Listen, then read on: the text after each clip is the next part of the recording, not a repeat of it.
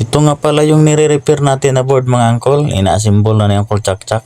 Bali dalawa yung sira nito mga angkol. Pan motor niya sunog at saka yung board. Naputol yung fuse niya sa circuit kasi protection niya sa pagkasunog. Tapos yung kapasitor niya pinalitan na din natin kasi bumaba ang capacitance. Mas maganda talaga angkol na ipaandar muna natin yung unit bago natin i-fix kasi itong sa amin akala namin okay na. Kaya pinipix na namin lahat kaya may problema pa pala. Tanda rin natin mga angkol. Okay cool, okay na siya. Andar na siya. Andar na siya. Ang klaro.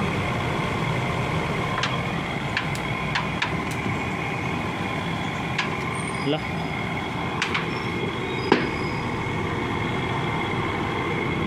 Nabali man ipag-winding ba? Nabali man ang sa likod ng hangin. Ang hangin na sa nasa likod.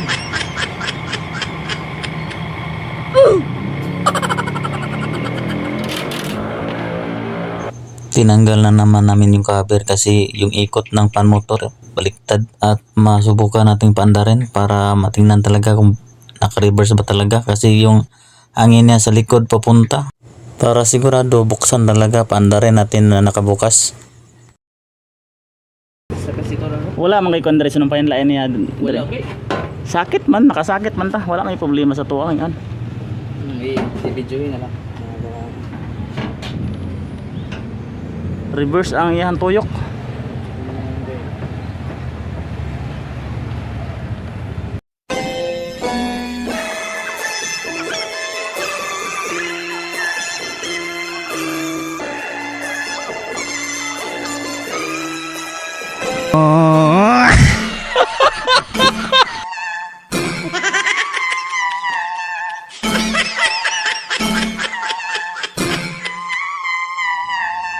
Aray ko. Oh, yara na yung makuan. Dali ra na niya. Tawagin si King. Balik. Tawagin dito. Oo. Amo i-kon sa mapas pa ang oras ba? Oo. Mapas pa kayo. Tinanggal na ng culvert mga angkol. Sobrang apiki na talaga sa oras kasi 5 PM mag-close na yung customer namin. At yung pinaparewayan na namin ng pan motor 5 PM din magko-close din sila.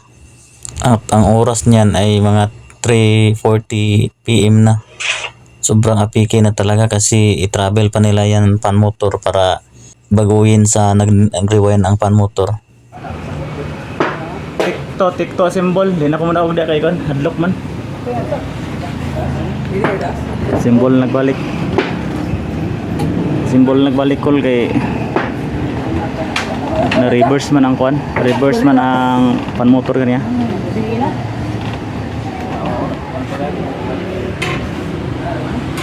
Inutusan ko na lang si Uncle Bert mag-video kasi ako nag-on ng aircon. Yun. Sakto na siya. Binalik kasi namin kanina sa nag-rewind ng pan motor. Yung wire lang nakaligtaan niya. Binaliktad niya lang.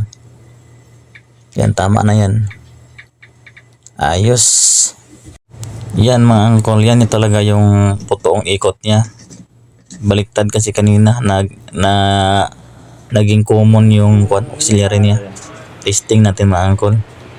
Yan, tinitesting natin, pinandar natin. Yun lang mga angkol, yun lang naman yung problema niya, yung board at saka yung pan motor. Maraming salamat sa angkol, magandang gabi bayan. Papalo naman mga angkol, sayang yung like pag walang follow.